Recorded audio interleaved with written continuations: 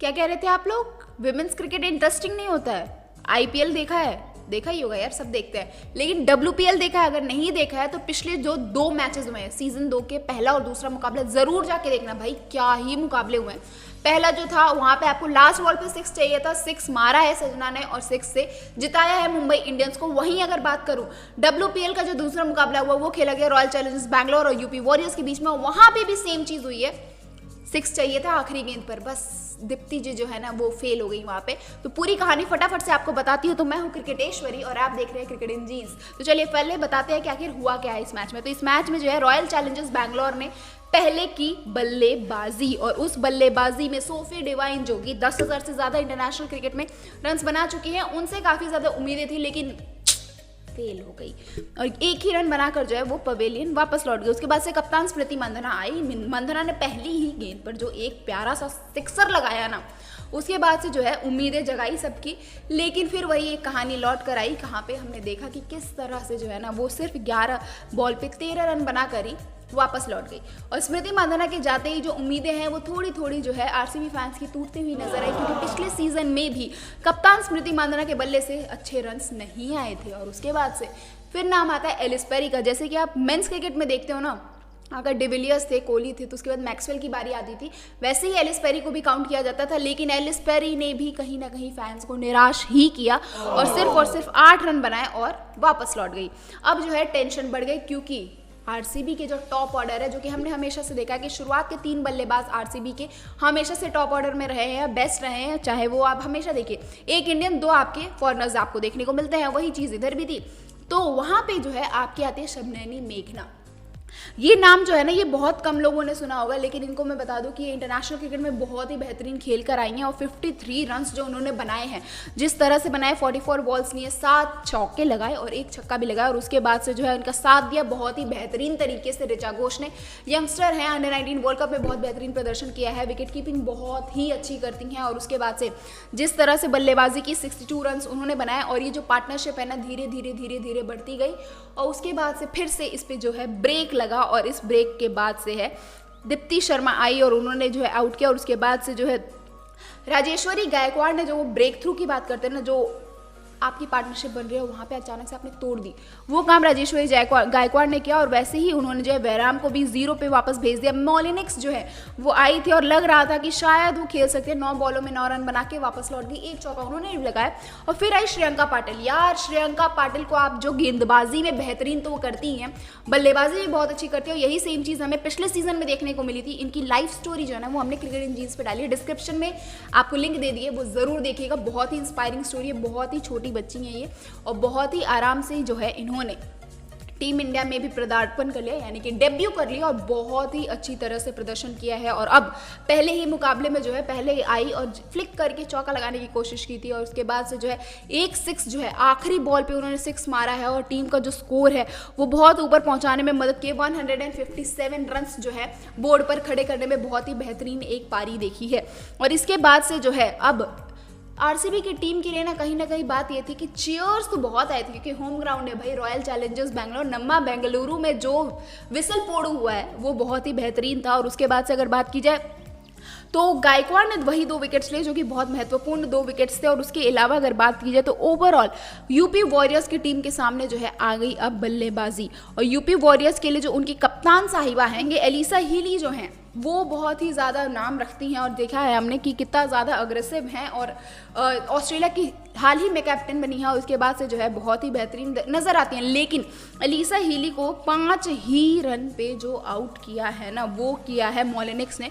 Molineux को मैं आपको बता दूं नया नाम जो है आरसीबी के साथ जुड़ी है और जो बेहतरीन गेंदबाजी की, क्या प्यारी गेंद मारी है, मतलब बॉल डाली है। और जिस तरह से वो बोल्ड किया ना एलिसा हीली को, वो भी शॉक थी कि आखिर ये हुआ कैसे। और उसके बाद से जब हीली वापस चली गई तो चिंता थोड़ी सी बढ़ गई। वहाँ पे फिर जो है वृंदा दिनेश जो आई थी वो बल्लेबाजी करने आई थी। और आपको बता दूं कि डब्ल्यूपीएल में सबसे ज़्यादा जो है महंगी बिकने वाली ये खिलाड़ी हैं आपकी वृंदा दिनेश। उसके बाद से जो है उन्होंने भी वो थोड़ी स्ट्रगल करते हुए नजर आई। देखिए बल्लेबाजी जो है बल्लेबाजी के लिए उन्हें लिया गया था और आरसीबी ने हमेशा देखा है सुपर स्ट्राइकर्स को लेते हैं, लेकिन वो चीज़ जो है 18 रन पर ही वो आउट हो गई। 28 गेंदों में उन्होंने खेला, तो वो स्ट्राइक रेट जो हम बात करते हैं स्पेशली एक ओपनर से, वो चीज़ देखने को नहीं मिली है।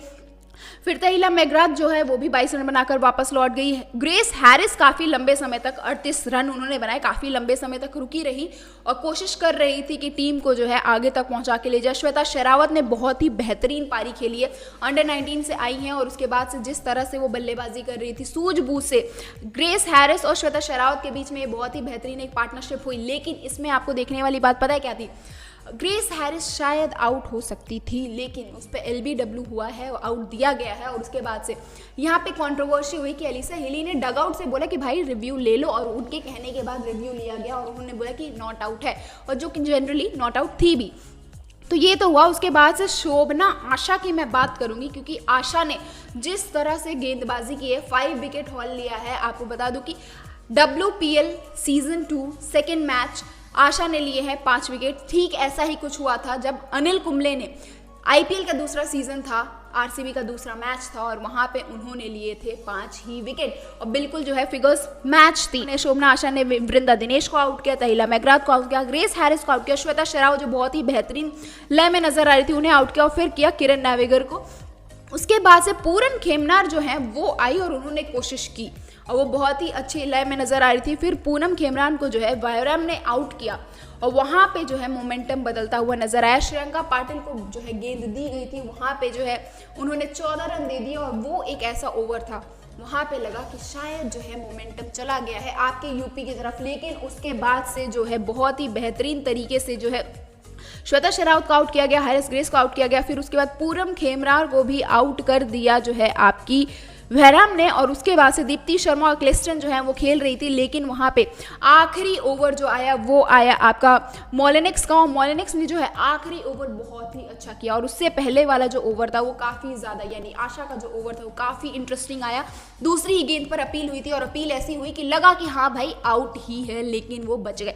और उसके बाद से फिर अगली ही गेंद पर जो उन्होंने बोल्ड मारा है और जिस तरह से उन्होंने गेंदबाजी की है वो काफ़ी बेहतरीन थी, तो उन्हें मिला प्लेयर ऑफ द मैच का खिताब। और ये था एक ऐसा मैच जहाँ पे आपने देखा कि बहुत ही बेहतरीन ये था स्कोर कार्ड, और मैंने आपको बताया कि बहुत ही इंटेंस मुकाबला गया। आखिरी गेंद पर 6 चाहिए, और उससे पहले अगर मैं बताऊं तो आपको 3 गेंदों में 9 रन चाहिए थे, और वहाँ पे जो है दीप्ति शर्मा बल्लेबाजी कर रही थी। एक चौका तो आया था और उसके बाद से जो है एक बॉल में आपको चाहिए थे 6 रन जीत के लिए, और वो जो है वो नहीं मार पाई ना। अगर चौका भी लगता तो शायद हमें सुपर ओवर देखने को मिल सकता था, लेकिन ऐसा हुआ नहीं। बहुत ही बेहतरीन गेंदबाजी की मोलिनिक्स ने, और इसके बाद जो है हमें मिल गया पहली बार जो है ये कहा जाए लगातार 4 मुकाबले हारे थे पिछले सीजन में आपकी रॉयल चैलेंजर्स बैंगलोर ने, लेकिन इस बार जीत हासिल हुई है। लेकिन RCB के लिए चिंताएं खत्म नहीं हुई हैं। आप जीते हैं, बिल्कुल लास्ट बॉल फिनिश हुआ है ये, और 2 रन से आप जीत तो गए हैं, लेकिन आपको बता दूं कि इस दौरान जो है ना एक्स्ट्राज बहुत ज़्यादा दिए गए हैं, और इन एक्स्ट्राज के साथ साथ अगर बात की जाए तो वो जो चीज़ें हैं ना वो परेशानी नज़र आ रही थी कप्तान के ऊपर भी और गेंदबाजों के ऊपर भी कि विकेट्स नहीं आ रही हैं।